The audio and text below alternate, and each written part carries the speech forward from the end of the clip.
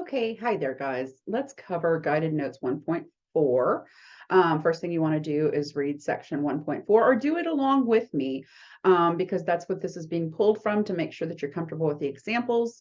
It also has all of your you try it's to do after each problem so that you can do that as well along with the answers. So let's go through this. And if you have any questions along the way, please ensure that you write down your questions. If I don't answer them in the video, then bring them to me and let's talk about them either in my office hours, before class, after class, whatever you want to do. Let's just make sure that you're comfortable with everything moving forward.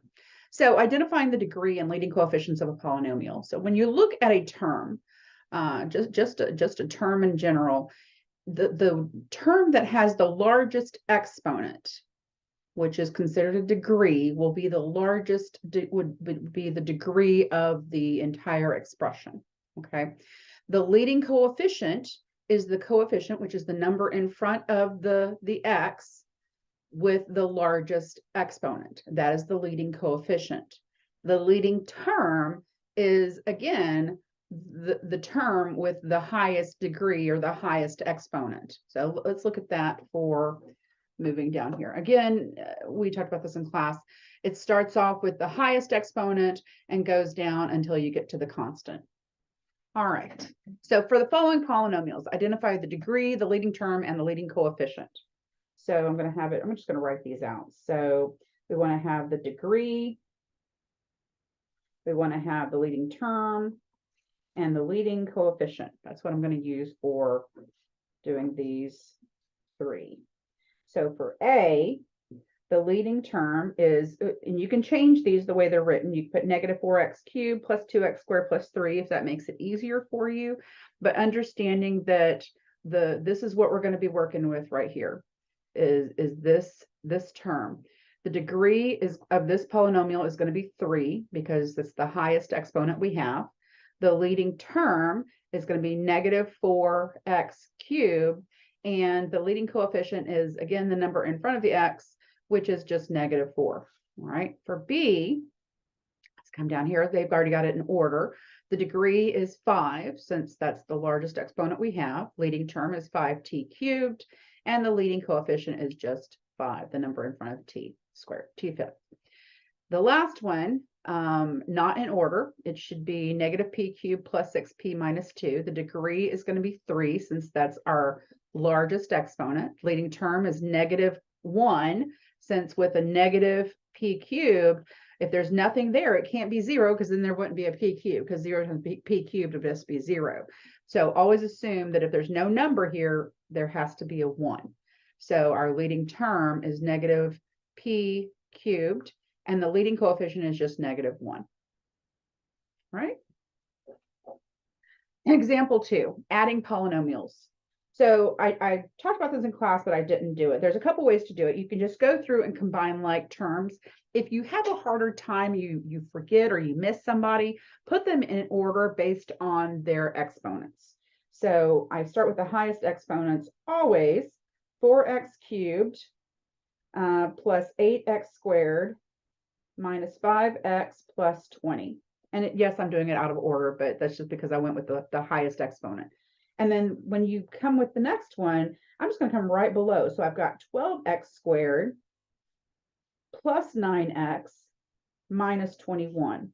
So then I can just come straight down, and I've got 4x cubed plus 20x squared plus 4x minus 1. And there's my answer. Okay. You could have just gone straight across. 4x cubed, 12 and 8 is 20. 9 and negative 5 is 4, and then negative 21 and 20 is negative 1. Whatever works best for you, do it. I will follow your lead. It doesn't matter to me. All I care about is that you understand it. All right, subtracting polynomials. Here's where people tend to mess up, and I don't want that to happen to you. So you can put them in order again, totally cool. But one of the things you want to make sure and do is if you've got that negative in front of those parentheses, you've got to distribute that negative to every stinking term that's in there. Okay, so I'm going to start off with 7x to the fourth minus x squared. So I'm going to leave space for the x cubed minus x squared plus 6x plus 1. And then now I've got negative 5x cubed plus 2x squared minus 3x minus 2. So negative 5x cubed plus 2x squared minus 3x minus 2. And that gives me 7x to the 4th minus 5x cubed plus x squared plus 3x minus 1. Boom, there's my answer. The big thing on this, distribute that negative to every stinking one of those terms so that you don't get this wrong, okay? Next one, multiplying polynomials using the distributive property. And the distributive property just means we're going to take the first term in the binomial and multiply it by everything in the trinomial. Then we're going to come back and take the second term and multiply it by each one. And I'll show you what that looks like. I'm just going to take the 2x and just write out what I'm going to be doing. And then plus 1, which is from the binomial. All right, so I get 6x cubed minus 2x squared plus 8x. And then this one's times 1, so it's just all exactly as it is. Combining like terms, we've got 6x cubed. Where's our squares? We've got this one and this one. So plus x squared. And then for x, we've got 8x and negative x, so plus 7x, and then plus 4. There we go. All right, hold on, let me tell my daughter to turn her stuff down. Maybe. Gosh darn it. I'm recording. What? Sorry about that, y'all. I was having a hard time getting my buttons to work over here. All right, so that covers example 4. Let's move to FOIL of binomials. So one of the things I told you in class is, and I don't know who of you in here do this or have learned this way, but many times they teach multiplying of binomials by using a box system. I don't. I find that if it works for you, great. I'm not going to ask you to change, but one of the things I'm going to tell you is I find that the biggest issues of people struggling with doing the multiplication of two binomials is the ones who typically mess up are the ones who use the box method. Just saying, put it out there. If it works for you, freaking awesome. Stay with it. But let me show you how the FOIL method works. And that just means this is literally how it works, but it's first, outer, inner, last. And one of the things you'll hear me say throughout class a few times is OI, and that's referring to the O and the I from the FOIL. So given two binomials, which just means having a two term, 2x minus 18 times 3x plus 3. So we've got first, outer, inner, and last. First is just the first two terms multiplied together. So 2x times 3x is 6x squared. The outer is the outer two terms. So 2x times 3, so plus 6x. I stands for inner, so it's the inner two terms. So it's the negative 18 times the 3x, which is negative, what is 18 and 3? 54. Negative 54x. And then last is L, and that's just negative 18 times 3, which is negative 54. Combine like terms and you're done. So 6x squared minus, let's see, 54 minus 6 is 48. 11, 12, 13, yeah, negative 48x, and then minus 54 is our answer. All right. And then we've got perfect trinomials. So they're taking, perfect square trinomials. So x plus a squared is just x plus a times x plus a. All right. There's another way I showed you how to do it in class that I've always done because it's just, to me, a little bit easier. You don't have to go through and combine your two middle terms. Let's work through it the way they have it currently, and then I'll show you the way that I do it.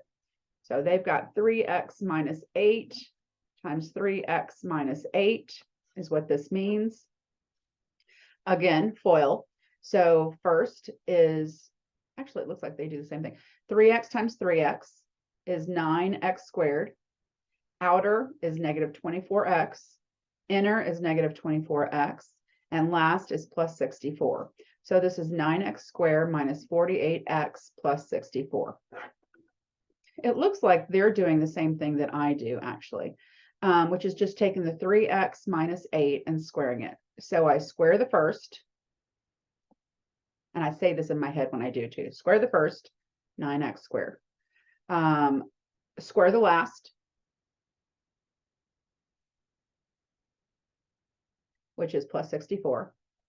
And then I multiply the two terms together and double it. So multiply terms and double, which means multiply times 2. So 3 times negative 8, 3x times negative 8 is negative 24. Negative 24 times 2 is negative 48x. Same thing. Okay. Either way, your call, they're both correct. Last section of 1.4, last page of this. Difference of squares. So the difference of squares, if you have an a squared minus b squared, you can break that up into two binomials of a minus b and a plus b. So they're actually going the opposite direction with this. So they're actually taking the 9x plus 4 and 9x minus 4. You could FOIL this, but you're not going to have middle terms because you're going to end up with plus 36x minus 36x. So they're showing you an easier way to do it. Square the first. So 9x plus 4, 9x minus 4. Square the first, so that's 81x squared. And then square the last, 16. And it has to be a subtraction sign because there's no such thing as the sum of two squares broken down into two parentheses. It just doesn't work. And that's the next little snippet here. Is there a special form for the sum of squares? No, there's not, because the sum of squares is going to have to be multiplied out, and it will be a trinomial. Okay. All right. Multiplying polynomials containing several variables. So this we're just going to use the distributive property for. There's no other real shortcut that I can think of. If you use, again, the box, that's totally cool. Your call. So I'm going to start with the x and multiplying it by the entire parenthesis here on the right, the trinomial. And then I'm going to go plus 4 times the trinomial again. So x times 3x minus 2y plus 5, and then plus 4. Again, this trinomial is 3x minus 2y plus 5. X times 3x is 3x squared. X times negative 2y is negative 2xy. I always put them in order based on the alphabet. X comes before y. And then plus 5x. Now we're going to distribute the 4 over each of the terms in the trinomial. So plus 12x minus 8y plus 20. Combine like terms. We only have one 3x squared. We don't have any xy's, so negative 2xy. We've got two x's here, so plus 17x minus 8y plus 20, and there is the answer. All right, that is it for 1.4. I'm going to get this out there to y'all and then work on 1.5. Let me know if you have any questions. Please make sure that you ask me anything you're struggling with.